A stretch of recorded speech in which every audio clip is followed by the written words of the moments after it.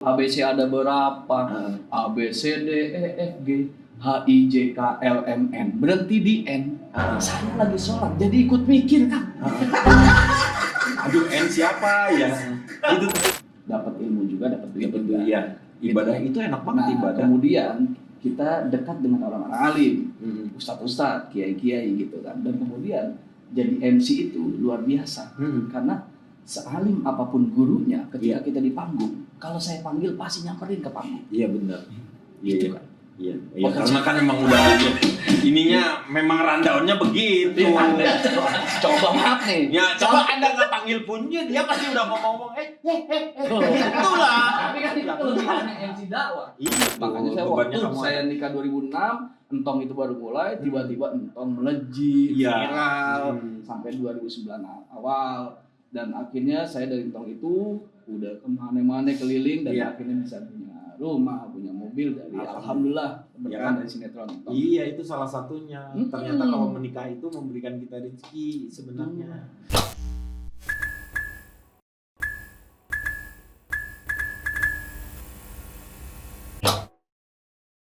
Assalamualaikum warahmatullahi wabarakatuh. Aduh, luar biasa ya, penampilannya berbeda ya saya kayak begini nih. Biasa kalau bulan Ramadan orang-orang berubah bentuk yang seperti itu. Kadang-kadang kalau misalnya hari Jumat saya pakai gamis kayak gitu, orang-orang juga suka nyindir-nyindir gitu. Ah, apa lu pakai pakaian budaya Arab katanya. Kataku, gimana gua aja. Oh, lihat aja kalau kabinet kalau misalnya berfoto bersama dia pakai jas. Emang jas pakaiannya Indonesia? Bukan juga. Itu barat juga sebenarnya. Jadi yang paling penting sih adalah kita ngelihat ke orangnya itu sendiri. Jadi jangan ngelihat yang namanya bentuk pakaiannya seperti itu. Jadi kan yang kayak begini, kalau bulan puasa ya biasanya orang ingin melipat gandakan yang namanya pahala seperti itu. Nah, jadi kalau misalnya kita ngelihat handphone juga sebenarnya ini buatannya orang bilang orang-orang kafir katanya. Tetapi kalau misalnya isinya banyak yang bisa memberikan inspirasi yang kebaikan itu seperti itu kita bisa sebarkan di sini, kenapa enggak? Justru kita melawan yang namanya kejelekan-kejelekan yang akan lahir di sini, kita harus perangi terus-menerus. Jadi itu kita harus istiqomah dalam sebuah kebaikan. Begitu, luar biasa. Aduh. Mau kemana? Ngelewat-lewat. Fis, ngapain Fis? Lu lewat-lewat aja. Iya, tadi sebenarnya mau kencang lagi ke depan udah kamera. Ya iyalah. Iya. Kebentul dulu. Ya kalau mau lari kencang ya nggak mungkin. Iya. Karena kalau mau lari kencang kan itu ada itu. Iya. Cuma sekali-sekali lari tapi kencing. Lari kencing gitu misalnya. Beberan dong. Iya. Assalamualaikum. Waalaikumsalam warahmatullahi wabarakatuh. Aduh, berkah. Alhamdulillah. Ini kalau lihat Hafiz makin kesini ya. Ini pelawak, tapi wajahnya sekarang udah auranya tuh aura-auran. Positif lah. Amin ya Allah. Jadi sebenarnya ternyata kalau aku lihat ya salah satunya ya, Fis ya. Ini kita langsung ngobrol nih ya. Ini sebetulnya saya nggak nanya dulu, saya mau kemana gitu. Ya nggak usah lah. Mau kemana sih emang? Mau kemana? Ini lagi ditungguin, mau buka puasa bersama. Kebetulan saya harus memberikan nasihat di situ. Jadi ada orang lagi buka, saya nasehatin. Gitu. Jangan terlalu banyak makannya, gitu kan. Banyak yang apalagi yang tua jangan banyak gula-gulanya. Iya benar itu. Tapi di sini dulu lah sebentar. Ya. Ini ada satu perubahan dalam diri Hafiz. Lu berat nggak dengan nama Hafiz itu? Bersyukur sih. Bersyukur nama ya orang tua, karena harapannya orang tua. Nama adalah doa. Tuh, berharap anaknya jadi penghafal Quran. Iya betul. Ya makanya alhamdulillah bicara Al-Quran dari 114 surat, 30 juz Al-Quran. Ya. Alhamdulillahirabbil alamin aneh hafal. Hafal juz 30. Alhamdulillahirabbil alamin saya hafal. Hafal Alhamdulillahirabbil alamin saya hafal. Jadi cuma itu doang. Jadi dari 30 juz 114 surat. Ya, alhamdulillah. Hafal banget ya itu ya. Ya kan? Ya berarti Anda ahli bersyukur. Iya, ya selalu alhamdulillahirabbil alamin. Paling enggak gini, saya kalau bicara baca Quran sama bicara menghafal lirik lagu, ya lebih mudah baca Al-Quran ketimbang lirik lagu. Tapi itu benar. Oh iya? Iya. Jadi lebih mudah hafal, lebih mudah mengingat ketimbang lirik lagu. Kalau lirik lagu saya agak susah, lumayan lama kalau ngapalin lirik lagu. Tapi kalau ngaji agak sedikit mudah lah. Gitu. Tapi kan awalannya itu yang paling susah. Kalau di sekarang walaupun ada metode-metode yang udah mulai banyak ngambil lebih singkat lah untuk belajar ya seperti itu kan. Jadi 2 jam bisa baca Quran misalnya, ya kayak gitu kan, ada yang gitu, walaupun ada juga yang prosesnya kayak dulu tuh kan Iqra, betul. Iqra 1 sampai dengan 5. Betul. Nah saya di Iqra 3 itu mentok gitu. Udah mulai rumit di 4-nya itu. Waduh, udah mulai kayak gitu-gitu tuh rumitnya. Doang. Memang makanya katanya ada doanya kalau misalnya mau baca Al-Quran tuh ada doanya supaya dipermudah. Walaupun saya berusaha untuk terbata-bata terus supaya 2 kali. Pahalanya 2 kali. Maksudnya? Jadi kalau misalnya terbata-bata bacanya tuh nggak lancar, itu katanya pahalanya 2 kali. Oh, jadi pahala baca sama pahala keseriusan belajarnya. Iya. Ya berarti lebih banyak pahala Ajis gagap ya. Iya. Kalau dia gagap ya emang ya. Bata-bata dong. Kalau gitu nggak maju-maju namanya, orang itu nggak maju-maju kalau begitu. Tapi kan orang butuh hafal itu, mau jadi penghafal, mau jadi hafiz itu butuh pesantren. Iya. Kalau saya jadi hafiz dari lahir udah hafiz. Iya, karena nama. Itu sama dengan orang-orang Islam itu kebanyakan kalah sama mualaf itu karena mualaf tuh belajarnya kencang, dia totalitasnya masuk di situ, dia mau belajar. Tapi kalau kita karena orang tua kita udah Islam, jadi akhirnya kita tidak mencari. Karena doa si Islam kita Islam turunan. Betul banget. Iya. Ya, tapi makanya kan saya juga alhamdulillah, walaupun saya nggak terlalu banyak hafal ya, tapi alhamdulillah saya punya anak, nama anak saya Hafizah. Oh, yang perempuan. Yang bontot ini namanya Hafizah. Hafizah. Karena saya nggak menghafal Quran, tapi alhamdulillah anak saya Hafizah ini alhamdulillah hafal Al-Quran, naruhnya di mana hafal. Oh, bagus berarti. Jadi iya. Berarti bapak ibunya yang suka naro sembarangan. Makanya kalau udah baca Quran disimpan lagi di tempatnya supaya orang nyari gampang. Jangan sampai Hafizah yang nyari. Gimana sih? Maaf. Iya. Tapi ada perubahan nggak?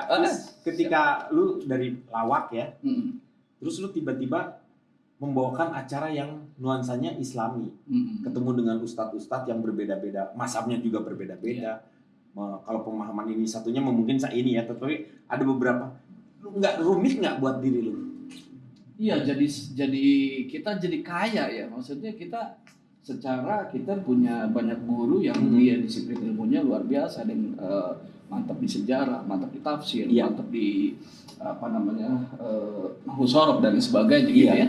Jadi kita ketemu dengan ustadz-ustadznya tuh kayak ngerasa udah bakal dapat ilmu banyak nih dari dia, begitu. Jadi keahliannya ustadz-ustadz sendiri itu nggak bisa secara keseluruhan ya, karena ada ahli-ahlinya, ada ahli tafsirnya, yang seperti itu yang beda-bedakan ya, hadis fikihnya, ada muamalah. Jadi memang kita sebenarnya kalau misalnya penting sekali kita punya guru. Iya dong. Ya, perlu dong. Supaya kita tidak terjerembab ke dalam pemikiran-pemikiran kita sendiri. Iya. Makanya ada yang namanya ahli tafsir yang seperti kayak gitu. Dialah yang diberikan kepercayaan untuk menafsirkan. Betul. Nah, sementara kita banyak yang menafsirkan diri sendiri. Ini tafsirnya seperti itu tanpa kita tidak tahu asbabul nuzulnya, kejadian turunnya ayat ini seperti apa ya. Ya kan? Luar biasa. Iya, ini benar. Tapi gue pernah sedih. Kenapa? Jadi ada pernah orang tua, gue pernah di satu masjid. Ini orang tua tuh mungkin pakaiannya lusuh, gue takutnya tuh.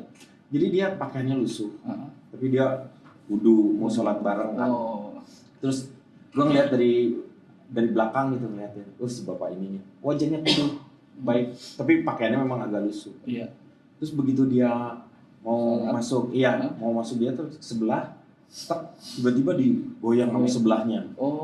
Didorong. Terus dia mundur, terus masuk lagi, dorong lagi. Ketiganya dia kedorong gitu, dia agak jatuh. Terus kenapa sih ini? Saya imam, kamu di belakang.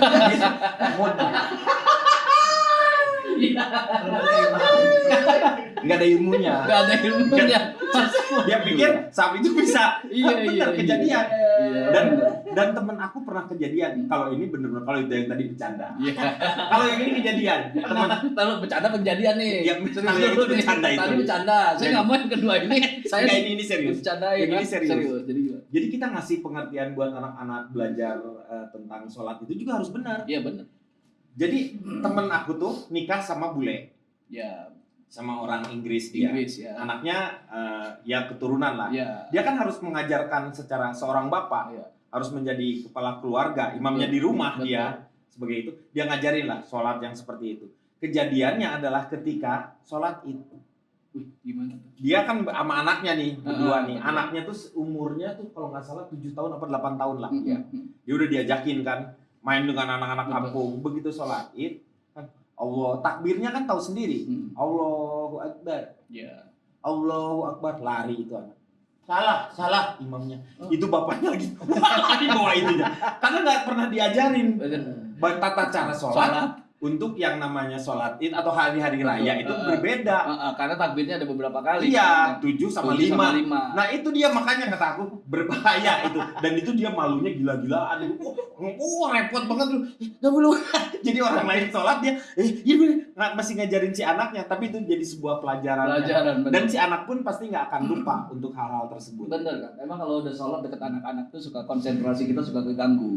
Karena itu saya juga ngalamin. Saya sholat sebelah saya anak bocah, kita anak-anak kecil ya. Kita sholat. Anak lagi main ABC 5 dasar. Tahu kan? ABC ada berapa? Iya, Pancasila. Sebutin nama buah, nama hewan, nama tumbuhan, nama negara, nama artis. Ya, kemudian dia main tuh. Yuk, kita sebutin nama-nama artis gitu kan. Ya saya mah sholat, mata melek. Iya, betul. Kuping denger. Iya, dia langsung. Yuk, ABC ada berapa?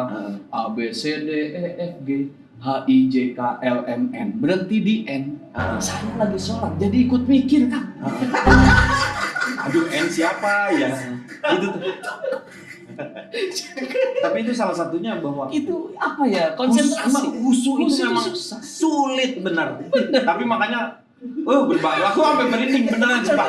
Orang kalau sholatnya khusyuk, betul-betul apa yang kejadian dia dipanah pun tidak terasa. Betul. Itu benar karena khusyuk. Ali itu sampai terhunus dari nggak kerasa itu karena saking khusyuknya. Nah, kita kan jauh kan. Iya. Kita jangankan kita mungkin ustaz-ustaz juga salat masih banyak juga yang berpikir kemana-mana. Dan tapi masih mending kita sholat. Biarin sholat aja walaupun berpikir kemana-mana daripada kita kemana-mana kagak mikirin sholat. Nah, itu lebih berbahaya. Itu intinya itu. Benar. Nah saya sholat begini juga kan. Mohon maaf nih, ini cerita nyata lagi. Saya kan tetanggaan sama Kiai Ma'ruf Amin. Pak Wapres, saya tetangga sama beliau. Nah, saya ketemu beliau tuh kalau ring 1 nih. Jadi kalau luar biasa nih dekat sama Jadi saya itu kalau sholat ketemu beliau kalau nggak lagi jalan pagi, Jumat atau Sabtu di jalan pagi, kalau nggak sholat Jumat. Nah, dan kalau sholat Jumat biasa gitu. Kalau di sholat Jumat di masjid itu dalamnya disterilin dulu tuh. Sterilin dulu. Nanti sampai beliau datang, baru tuh yang lain masuk. Pak Ma'ruf dapat tempat khusus, kemudian stafnya, ajudannya, sampai pas pampresnya gitu kan, baru pada masuk. Ya saya juga ikut masuk, tapi nggak deket sebelahan dengan beliau. Saya persis di belakang ajudan, di belakang pas pampres. Akhirnya ketika kita sholat jamaah bareng-bareng kan, ketika sholat ya biasa sholat gitu. Bukan saya persis di belakang ajudan, di belakang pas pampres. Ya ketika dia berdiri itu, kita sholat masih dalam keadaan berdiri. Pas pampres seragam lengkap, ada pistol di samping, ya kan? Dalam keadaan berdiri tenang kan? Permasalahannya begitu, ketika dia lagi ruku, itu pistol langsung madep ke saya. Iya. Itu terganggu ya pasti. Ya kalau lu ngegeser. Saya geser kan ada jamaah lain. Iya betul. Ada jamaah lain. Ya kan permasalahannya itu. Tapi sakit itu. Kalau meninggal kamu sakit. Iya. Ya kan sahid kalau benar kan dalam keadaan sholat. Lah kan dalam keadaan sholat. Tapi pikirannya kan lagi mikirin pistol itu. Itu dia kan. Nah itulah konsentrasi itu di saat kita lagi sholat itu benar-benar digoda. Iya.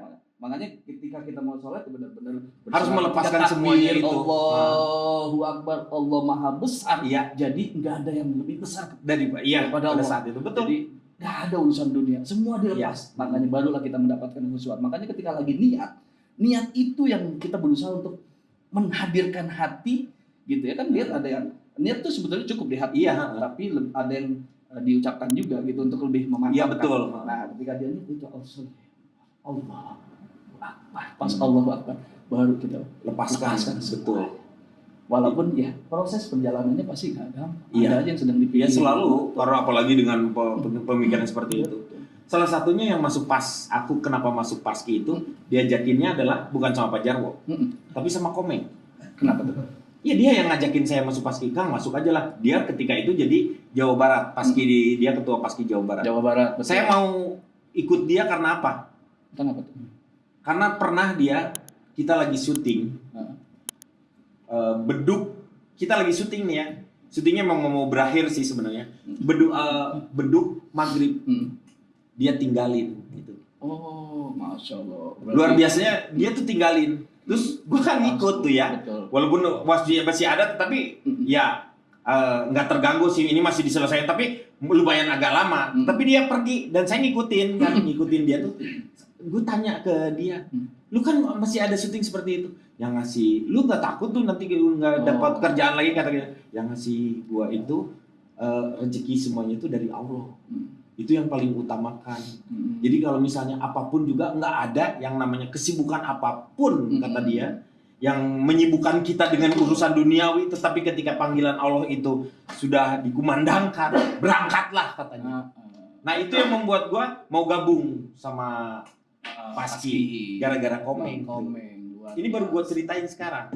Karena memang pas ketemunya. Pas. Jadi sebelumnya udah pernah cerita? Belum pernah. Ini gue ceritain karena spesial kayak begini. Nah itu gue makanya masukkan. Dan alhamdulillah sekarang dia jadi ketua DPD. Iya, hanya cuman modal gini doang. Modal gitu doang. Terima. Tapi kan jadi, alhamdulillah luar biasa. Insya Allah dia menjadi sebuah ya harus amanah lah paling gitu.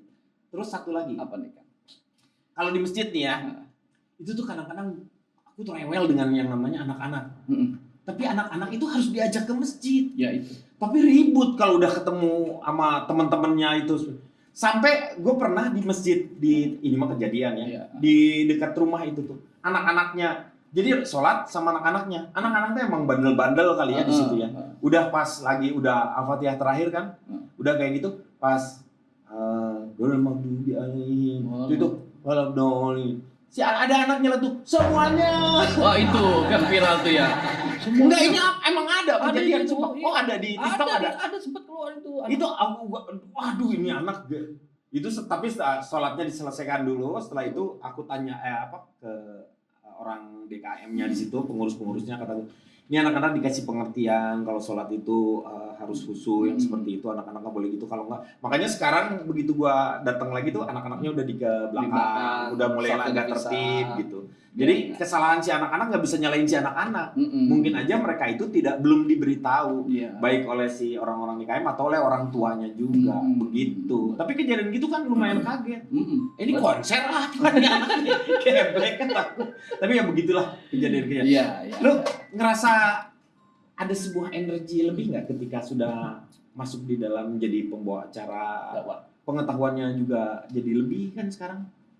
Minimal gini kan, saya ketika bawain acara dakwah itu saya jadi alhamdulillah kerja juga, belajar juga, dapat ilmu juga, dapat duit juga. Iya. Ibadah gitu. Itu enak banget ibadah. Kemudian kita dekat dengan orang-orang alim, ustadz-ustadz, kiai-kiai gitu kan, dan kemudian jadi MC itu luar biasa, karena sealim apapun gurunya, ketika kita di panggung, kalau saya panggil pasti nyamperin ke panggung. Iya benar.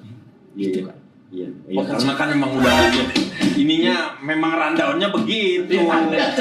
Coba maaf nih. Ya, coba Anda nggak panggil pun dia pasti udah ngomong itulah. Tapi kan itu kelebihannya MC dakwah. Iya. Seorang sehebat-hebatnya, sealim-alimnya ustaz. Iya. Gitu kan. Ketika saya di panggung, ketika dia saya panggil namanya, beliau saya panggil namanya, pasti nyamperin dan pasti ke panggung. Ya sebenarnya apa hebatnya sih MC dengan satu ya tukang cukur, satu tukang foto. Apa hebatnya tukang foto juga sama. Gua ngelihat itu kabinet lagi di ini. Coba Pak, yang kiri-kiri kan diatur sama dia. Iya. Itu ada yang menteri, kepala negara. Kalau dari ini harus ngikut. Lihat nggak Pak Jokowi dicukur di Bogor, yang di Bogor itu. Mau aja kan dipegang-pegang gini. Ya kan harusnya itu jadi nggak ada hebatnya. Emang pekerjaannya seperti itu. Harusnya itu Pak Jokowi dicukur sama tukang cukur yang dari Tasik yang pakai goyangan. Atau orang India juga ada tuh yang dibakar-bakar sampai dibakar gitu kan. Ada juga yang dibakar. Ada yang pakai dibakar kayak begitu juga. Wah, luar biasa itu. Ini balik lagi. Belum dong, saya masih di sini. Enggak, maksudnya balik lagi ke tema kita nih. Ini kan bulan puasa. Biasanya lu kalau bulan puasa ada ritual-ritual khusus nggak? Enggak, paling kalau misalnya puasa tuh saya tuh sebelum puasa itu biasa dari Rajab sampai Syaban banyak undangan lah gitu ya. Undangan ngisi baik tablik akbar maupun kajian seperti itu, dan itu biasanya temanya kalau di Rajab kita biasa temanya Isra Mi'raj. Ketika masuk Syaban kita temanya sudah persiapan untuk Isra Miraj dan juga persiapan untuk Ramadan. Memasuki bulan suci Ramadan. Kalau Sapar ngapain aja? Kalau Sapar itu kalau nggak salah dia zamannya sama KDI 2. Sapar itu saya ingat Sabu, Nasar. Nasar sama Sapar saya ingat. Nasar sama Sapar itu. Tapi kalau Sapar itu biasa gini. Memang ada bulan-bulannya, makanya saya ketika saya terjun di dunia dakwah juga kan ya, alhamdulillah gitu, bersyukur.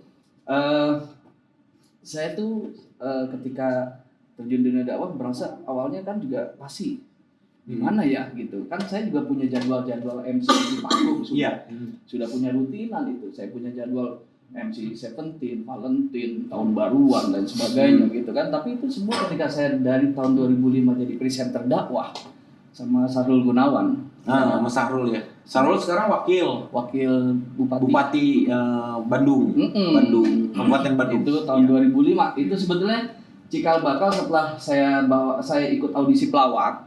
Audisi pelawak tahun 2000. Audisinya 2004-an akhir gitu ya. Terus kemudian masuk TV-nya 2005 gitu ya. 2005 yaitu seleting sama Sule, seleting pas sama di API. Betul, SOS juara 2 baja, juara 35, saya cuma dapat 10 besar, 69 grup sama Bang Ragil sama Bang Ade. Gitu. Iya, nah, kemudian setelah itu baru dipercaya jadi dai TPI, presenter dai. Ketika dipercaya seperti itu kan saya cuma pikir, wah, ini saya secara keilmuan juga nggak mumpuni juga di acara-acara dakwah. Iya. Kan akhirnya saya mikir, ya alhamdulillah sih memang dapat ilmu dari bapak gitu ya. Bapak saya ngajarin saya, memang ngedidik saya ngaji. Emang bapak tuh guru agama, guru ngaji. Oh, guru ngaji. Ya, jadi kalau dulu karena bapak tuh asalnya juga dari Sunda dulu ya, Pak Ibu Bogor, Bapak Jawa, Bapak Banten. Jadi saya ini masih darahnya darah Batagor sebetulnya. Batagor mah tuh Batak sama Gorontalo kali. Bapak saya Banten, saya lahir Jakarta, Ibu Bogor. Oh, jadi Batagor, Banten, Jakarta, Bogor, Batagor. Nggak pengen jadi anak Jabotabek? Makanya tahu. Nah, kebetulan kalau istri Cilodong Bogor, jadi Cilor. Oh, Cilor. Oh, enak ya. Ada keluarga Bandros, ya Bandros. Nah, tapi gimana tadi? Itu keluarga. Jadi orang-orang yang dekat dengan memang untuk masalah agama tuh salah satu yang diinikan oleh seorang ayah ya. Betul. Bapak. Jadi pelajaran yang paling utama lah karena yang ngajarin Bapak tentang adab, akhlak, yang itu dari seorang ayah. Karena dulu kan sebelum itu kita ngaji, karena ibu orang Bogor, bapak juga masih Banten, masih ada Jawa Barat juga lah, dulu kan masih belum. Iya. Makanya ngajiin juga gitu. Alif Jabar. Iya betul. Alif JRI. Alif JRI. Alif PASEU. Alif PSU. Padahal yang sekarang lagi ribut PSI. Bukan PSU. Yang lagi masalah tuh. Iya. Itu zaman-zaman dulu itu. Iya, mau pengajarannya. Cuman ada satu hal yang sekarang sudah mulai berubah pengajarannya di PAUD, mau di anak-anak seperti itu. Kalau dulu guru-guru ngajinya galak-galak. Aku masih ingat dengan ada yang memakai lidi. Itu yang kalau salah cepret. Itu kadang-kadang guru ngaji itu ya, dia tuh kayak ngantuk gitu. Tapi tahu kalau kita salah meletak. Itu benar itu tuh. Jadi kayak ngantuk-ngantuk, tapi kalau kita salah refleks gitu. Karena dia udah biasa mendengar. Betul, iya. Jadi ketika ada yang miss gitu, ketika santrinya atau muridnya salah baca, refleks gitu. Lidi. Terus yang lu kangenin apa sih dengan suasana bulan puasa dulu dengan yang sekarang? Ya kalau bulan puasa dulu dan sekarang, mainannya apa sih lu kalau masih keluar nggak waktu dulu? Masih. Kalau misalnya saya lahir tahun 80-an masih. Nyebutnya tuh kalau sahur tuh dulu di Sunda mah Janari namanya. Janari nggak tahu ada singkatan atau enggak ya. Janari itu kalau menjelang sahur. Jadi jam 2:30, jam 3 itu kita keluar dulu tuh main sama teman-teman dulu. Iya. Ada yang main pakai go-kart lahar. Papan dikasih lahar doang didorong-dorong situ. Ngalamin lah kan. Masih kalau tahun 80-an saya di usia 85 kan, tahun 85 usia 5 tahun yang ngalamin yang gitu-gitu masih. Iya, itu kan masih main bola api kan dari bungkus aluminium foilnya dari rokok ya. Dikumpulin terus dikasih minyak, ditendang terus gitu kan. Ada ini permainan apa? Pernah main lodong? Lodong tuh yang blegur. Yang pakai apa namanya? bambu, ada yang pakai bambu tapi pakai si ininya tuh apa ya? Bukan karbit. Karbit Terus kasih minyak tanah, terus di situ terus disuruh bunyi bung. Kalau di saya ada perang lodongnya dulu. Dulu apa? Beleguran. Oh, beleguran, tapi sama pakai karbit juga kan? Sama ya begitulah modelnya. Jadi suara doang kan? Kan? Suara doang. Gitu. Iya, itu masih. Pernah dulu tuh saya suka apa? Eksperimen. Ngelihat odong-odong, cobain minum karbit segituan minyak tanahnya dikit, terus kasih soda, terus telanjang, sulut dari pantat. Kirain gua bisa terbang, nggak kebakar, yang ada kebakar. Tapi akhirnya udah kebakar gitu kan, ini apa bunyi kembung kan. Begitu kentut kaget sendiri, bong. Udah kayak lodong. Sekarang balik lagi nih. Apa yang kamu ajarkan sama anak-anak nih untuk masalah pendidikan agama yang paling utama? Ya pasti penting banget ya, karena pendidikan agama tuh yang pertama ya harus diajarkan. Enggak, ini musuhnya ini masalahnya. Ya. Anak-anak musuhnya gadget. Betul. Nih. Ini ya, gimana caranya ngasih pengertian buat anak-anak? Jadi gini, paling nggak orang tuanya dulu nih banyak belajar, gitu ya. Orang tuanya baik bapak ataupun ibu itu harus juga banyak belajar tentang agama dan banyak ngaji, gitu ya. Supaya apa? Supaya kita ketika kita lagi belajar pun anak jadi tahu aktivitas kita. Anak jadi lihat walaupun kita nggak secara langsung gitu, belajar, tapi dia sudah melihat kita. Ketika saya selalu buka HP, ketika saya lihat HP saya selalu searching tentang ceramah agama, saya selalu misalnya suara ngaji atau azan atau ya pokoknya yang seperti itu misalnya. Tapi ya tetap hiburan juga tetap. Cuma maksudnya hal-hal seperti itu juga saya kadang di depan anak saya tunjukin supaya mereka dengar walaupun tidak secara memerintahkan langsung, mereka melihat kebiasaan ayah dan ibunya melakukan hal itu. Makanya anak saya yang SMP negeri yang sekarang umur 14 tahun, dia sekarang sudah sempat dan pernah juara 2 lomba ceramah tingkat SMP. Gitu. Hebat. Berarti karena pernah nyeramahin kamu mungkin? Bukan. Dulu peserta cuma 3 orang. Dan yang jadi juri saya. Bapaknya pernah diceramahin. Yang jadi juri saya. Oh, jadi ya ada ordal. Namanya ada orang. Enggak, dia benar-benar alhamdulillah juara 2 saat itu.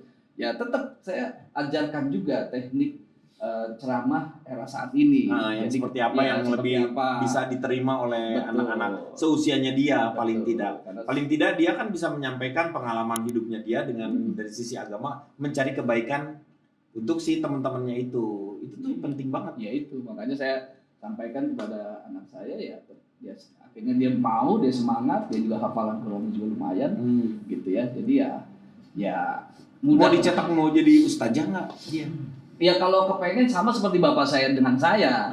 Bapak saya kepengen saya jadi ustadz.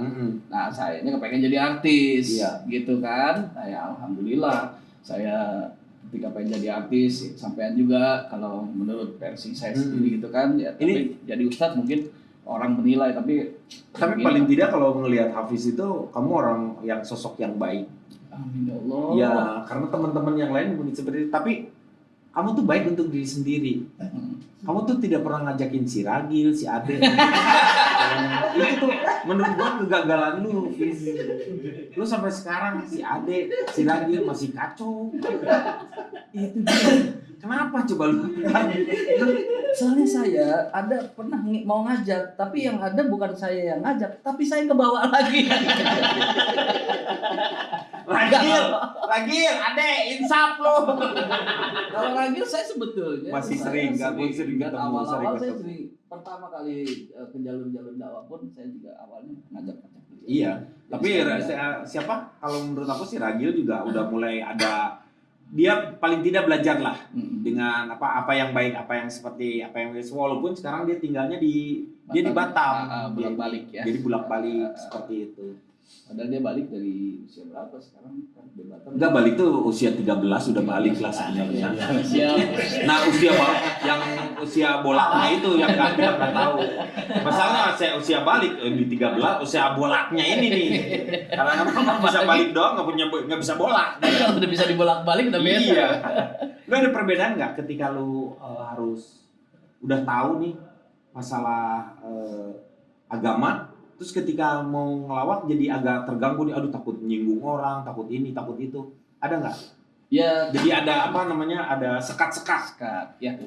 Sebetulnya gini, naluri memang masih ya, karena memang backgroundnya komedi. Backgroundnya pelawak ya, senang bercanda lah makanya. Sejarahnya kan Kang, saya 2003 sempat ikut lomba lawak tunggal. Oh sempat di Komedi Cafe. Oh saya itu zaman Ramon Papana ya. Betul. Iya Dan iya. ada almarhum si Semes juga yang hadir, Kang Maman hadir. Terus saya lagi sering-seringnya datang ke Bagito ya. Saya sering-seringnya datang ke Bagito, saya datang dari BI juga gitu ya. Kemudian saya ikut lomba lawak tunggal itu di situ dan belum trennya stand up ya. Iya. Nah, kemudian saya lolos dan bahan api saya bawa ke bahan juara stand up itu, juara lomba lawak tunggal dipakai buat di api. Penyisihan api, cuma nggak perorangan tapi udah bertiga. Jadi ngebagi. Mulai ngebagi ya. Gitu. Nah, ketemu sama bertiga itu di mana? Ya kan kita dulu sering kumpul. Saya sering kumpul sebelum juara satu lomba lawak tunggal itu sering ke DSK. Dulu guru pertama saya sebetulnya bukan Agil. Ada Eko Bando, ada Agus Kuya. Si Burem namanya. Iya. Agus Burem kan sekarang itu. Dulu sama satu lagi siapa? Kopilet namanya. Eko Bando. Oh. Eko Bando. Bukan Eko Patrio. Kalau Eko Patrio, Eko Mando. Kalau ini Eko Bando. Bando. Ya. Nah, jadi dari bertiga itulah saya sering datang ke RDSK, ketemulah dengan Mas Toto, ketemu dengan Pak Rudi, pelawak SK di era itu, Bang Temon udah kenal juga di masa itu. Akhirnya diajaklah spontan dulu. Jadi senator sekarang kan. Nah, kemudian dari tahun 2002 itu sempat spontan, barulah mencoba di lomba lawak tunggal itu dan akhirnya sampai ke API, dan API dari host presenter dakwah, dari presenter dakwah baru sinetron Sintong, panjang lah Dintong. Jadi cikal bakal saya jadi presenter dakwah dari APDA ITPI. Nah selanjutnya saya dipercaya terus tuh sama TV karena di saat jadi host da itu boleh dibilang sukses lah di masa itu. Akhirnya saya dipercaya ketika mau Ustadz Yusuf Mansur bawa acara Indonesia Menghafal, program. Jadi pernah dipercaya oleh Ustadz Yusuf Mansur. Pernah. Sementara Ustadz Yusuf Mansur aja. Enggak usah diterusin. Itu guru saya. Iya betul. Enggak boleh gimana juga. Karena saya tetap belajar dari beliau. Iya iyalah. Tapi saya tahu akan mau ngomong apa. Saya bilang di sini ya. Saya bilang ya. Enggak ada, saya cuma ngomong pay trend. Mau ngomongin pay trend. Pay trend. Iya, pay trend. Ngelihat fenomena yang seperti ini perjalanannya, apa yang paling sulit yang lu nikah tahun berapa? 2006 saat 2006 nikah ya itu ya? Nikah 2006 gitu ya. Alhamdulillah nikah, sekarang sudah dikaruniai anak. Total jadi 5. Total 5. Yang sebelumnya karena menikah sudah ada. Ya, jadi ceritanya beli 1 dapat bonusnya 3. Ya, dapat 3. Dapat 3 dari bawaan istri. Tapi kerasa nggak rezeki lu nambah nggak ketika saat menikah? Terus dengan ada 3 anak itu, Wah, alhamdulillah. Dahsyat ya kalau Allah tuh dahsyat banget ya. Cuma habisnya cepet. Ya karena itu rezeki kan rezeki anak. Iya, tahu. Biasanya melalui kita. Benar, karena memang tadi ya Allah tahu saya nikah dengan orang yang sudah punya anak. Iya betul. Makanya waktu saya nikah 2006, Entong itu baru mulai, tiba-tiba Entong melejit, viral sampai 2009 awal, dan akhirnya saya dari Entong itu udah kemana-mana keliling dan akhirnya bisa punya rumah, punya mobil dari alhamdulillah berkah dari sinetron Entong. Iya, itu salah satunya. Ternyata kalau menikah itu memberikan kita rezeki sebenarnya. Luar biasa karena kita udah nggak berdoa sendiri. Ada doa istri kita, itu doa-doa yang luar biasa. Dan bini saya itu sayang banget sama saya. Setiap saya mau kerja, saya mau dakwah, saya mau keluar rumah, dia selalu yang bukain pintu. Oh iya? Iya, karena tinggi. Dia lebih tinggi. Dia lebih tinggi, saya tahu istrinya lebih tinggi. Iya. Makanya. Karena saya kudu pakai bambu. Iya. Kalau dia nyampe. Makanya dia itu juga sambil ngomong, makanya Pak ortopedi dong. Sambil bukain pintunya. Habis slotnya di atas lagi ya. Luar biasa Nah, tapi. itu. Pak, dari ke apa ya namanya? Suatu keluarga yang saling mendoakan seperti itu selalu ada apa ya atmosfer kebaikan di dalam sebuah keluarga karena apa semuanya pemikiran-pemikirannya itu selalu positif itu yang mendatangkan selalu rezeki dan di rumah itu selalu hangat itu yang membuat rumah itu penuh dengan berkah. Ya, alhamdulillah sih Kang. Sebetulnya kan kembali lagi the power of niat. Iya. Tergantung niat. Kayak sekarang kita ngobrol begini kan sesuai dengan nama Akang. Ya kan dengan niat ikhlas. Dengan Ya. niat. Betul. Dengan benar. niat ikhlas. Iya. Ya. Canda. Canda. Diridhoi Allah. Luar Lawak tuh bisa nyambung-nyambung gitu. Karena dia kepikirannya baru sekarang, barusan ya. Dia tuh harus itu.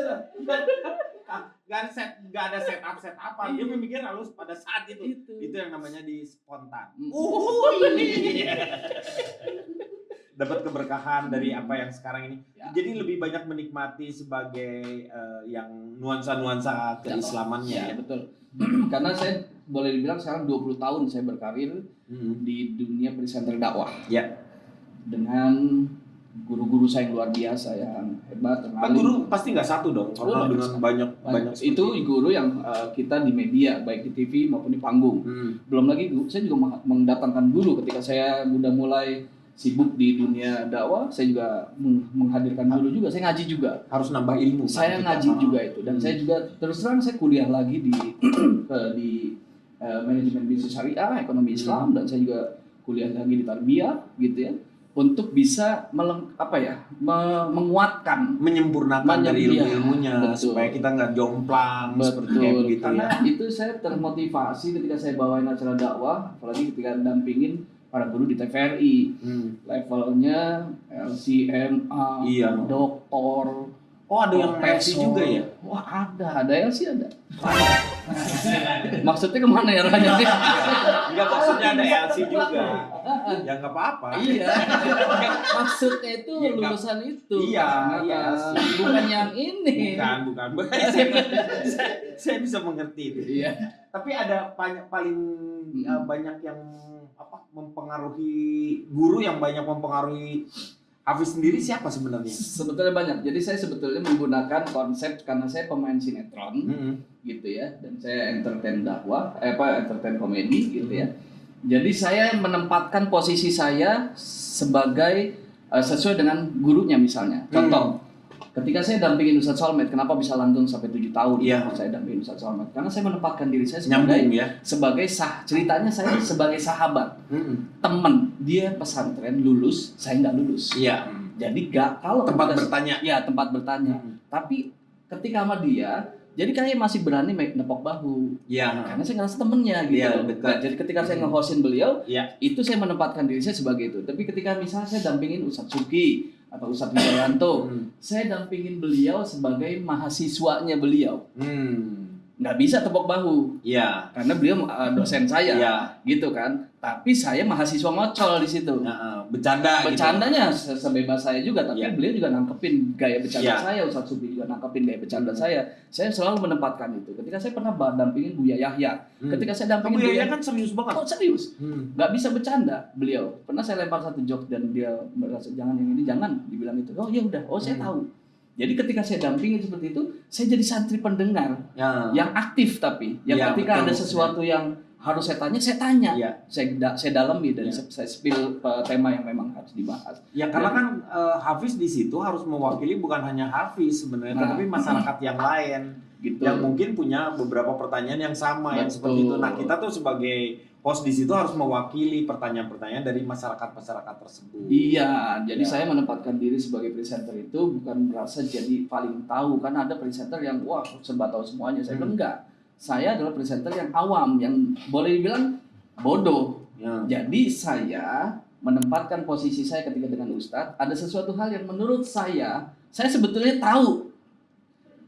arti ini. Tapi Misalnya kan gitu kan. nggak boleh. Tapi nggak boleh saya ngerasa gue ini jadi jamaah nih, iya, jadi betul. pemirsa. Iya. Jadi ada hal-hal misalnya pembahasan yang sekiranya, muamalah apa ya, misalnya kan sebetulnya tahu gitu ya, misalnya. Tapi kan, pemirsa yang belum tahu nih. Iya betul, makanya Jadi kita harus mewakili mereka mewakili yang tidak tahu. Padahal kalau di film-film ya yang begitu aja pakai ditanyain. Kalau untuk mereka yang tahu, Yang tapi tahu. ada orang-orang yang nggak tahu. Makanya saya menempatkan itu saat saya nge-host dan di Nusa Cepot. Saya tahu porsi saya. Saya sebagai santri ngocol juga yang saya bisa bercanda bareng sama beliau. Ustadz Cepot juga ini ya apa? Luar Almarhum biasa. ya, Iya, almarhum. memang Tapi beliau energinya energik sekali, luar biasa ya. Banyak orang yang kita kehilangan lah, orang-orang yang hebat seperti itu. Ketika dia bikin TVRI, barulah ketemu dengan orang-orang yang luar biasa dengan gelar doktor, profesor, bahkan itu dari keilmuan ya. Kadang-kadang Kadang orang-orang isi. yang profesor, doktor yang seperti itu kalau dalam pengungkapannya mungkin karena bukan berarti dia tidak mempelajari public speaking mungkin ya. Karena memang lebih serius. Lebih serius, jadi nggak mau di ini karena Betul. lurus aja seperti Betul kayak gitu. sekali. Makanya tapi di situ saya jadi termotivasi, saya mau kuliah lagi di tahun 2015, akhirnya baru tersampaikan di 2019, 2020, dan saya di 2020 di Universitas Institut Darul Quran saya ngambil manajemen bisnis syariah. Insya Allah tahun ini saya baru dapat gelar S1, sarjana ekonomi Islam, dan untuk tarbiyahnya saya masih ngambil di Laraiba udah masuk semester 4. Jadi lu sekolahnya di dua tempat. Ini kan udah mau selesai kan sama-sama online. Jadi karena online ya. Yang S2-nya mudah-mudahan nih Kang, bukan mendahului tapi saya berharap. Tapi S2 juga ngambil S2 juga. Rencana mau ngambil S2, cuma selama saya mungkin dalam kondisi sehat ya. Kalau nggak sehat mungkin takutnya pilek saya gitu kan. Kalau lebih dari mambo kalau mah es mambo ya kan yang warna-warni itu sama gelasan mambo. Itu enak tuh digini. Iya, Iya, itu enak banget itu. Tapi ada nggak satu cita-cita lu pengen ketemu sama Ustadz siapa? Yang masih gue pengen ketemu Ustadz siapa nih gitu dalam pikiran. Saya bukan cuma pengen ketemu, saya pengen dekat sama beliau. Satu Ustadz Adi Hidayat dan dua adalah Ustadz Abu Somad. Ustadz Abu Somad dengan Ustadz Adi. Walaupun ketemu pernah ya. Pernah lah pasti, tapi pengen dekat gitu kan. Pengen dekat, pengen jadi apa ya, santri yang secara gimana gitu. Pengen dia tahu mengambil ilmu beliau lah. Beliau memang orang-orang yang hebat, yang sangat luar biasa. Nah, satu lagi nih, kalau idola pelawak lu siapa? Almarhum. Banyak almarhum mah. Siapa nih almarhum? Ya inilah legend Benyamin S. Benyamin S. Iya, Benyamin S luar biasa karena dia bukan hanya multi talenta, bisa nyanyi, ngarang lagu. Betul. Luar biasa dia, pengaruhnya juga. Tapi kesederhanaan beliau tidak dengan apa yang sudah dikumpulkan, harta yang begitu banyak pun dia tidak memberikan beliau menjadi orang yang berbeda. Bang Ben itu tetap adalah Bang Ben, orang yang seorang bapak, seorang penghibur, orang yang sangat luar biasa. Jadi banggalah seorang Beb Benyamin yang mempunyai seorang ayah seperti Bang Ben ini. Luar biasa. Dan kebanggaannya itu juga sampaikanlah jalan di Kemayoran kan namanya. Iya, sekarang. Dan jarang sekali orang-orang di negara Indonesia ini yang bisa menghargai seniman-seniman apa pelawak atau penyanyi yang bisa dijadikan jalan seperti itu. Sangat sulit. Tapi Bang Ben salah satunya yang punya sejarah tersendiri untuk terutama Betawi. Ya. Mungkin ini mungkin mau dijadi nama jalan kali. Mati dulu. Maksudnya gitu. Iya. Enggak, kali aja udah dipersiapkan nama jalan yang memang nama khusus. Nama khusus sih boleh. Itu saya nggak bisa nyoblos kalau gitu. Karena kalau nyoblos harus ke TPS. Kalau nyoblos ke TPU. Nggak bisa kalau gitu. Asep show di TPU. Nggak ada yang nonton. Ini acara nggak ada yang nonton. Oh iya, acaranya bukan di TPI, di TPU. Ingat. Jadi kalau teman-teman yang sekarang ini pada nggak tahu nih, adik-adik kita nih, anak-anak kita malahan, bahwa ada TV dulu namanya TPI. Betul. Yang punya sejarah melahirkan para pelawak-pelawak luar biasa melalui API. Akademi Pelawak TPI.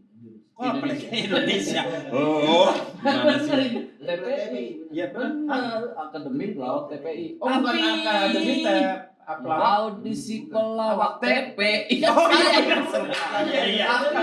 Ambi audisi pelawak TPI. Audisi pelawak TPI. Oh benar. Kalau ACI Audisi lama amat itu. Itu main dulu TPRI. Oh iya, TPRI. ACI kalau DAI beda lagi. Ada Pildacil. Ada Pildacil. Pildacil itu apa pemilihan? Pilihan DAI cilik. Pilihan DAI cilik. Pildacil.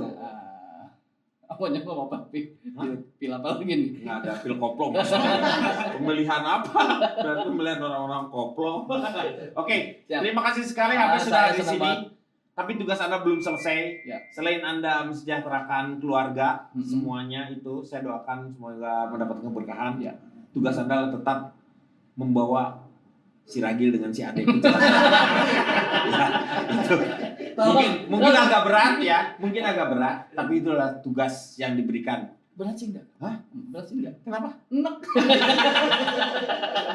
Oke, Fis, terima kasih sekali sudah di-charge. Moga-moga obrolan kita ini ada manfaatnya lah. Selain tidak, paling tidak bisa menghibur. Jangan lupa untuk tetap subscribe ya, terus like, komen untuk The Chargers di Paski TV. Kita akan jumpa lagi nanti ya di lain waktu. Wabillahi taufiq wal hidayah. Assalamualaikum warahmatullahi wabarakatuh.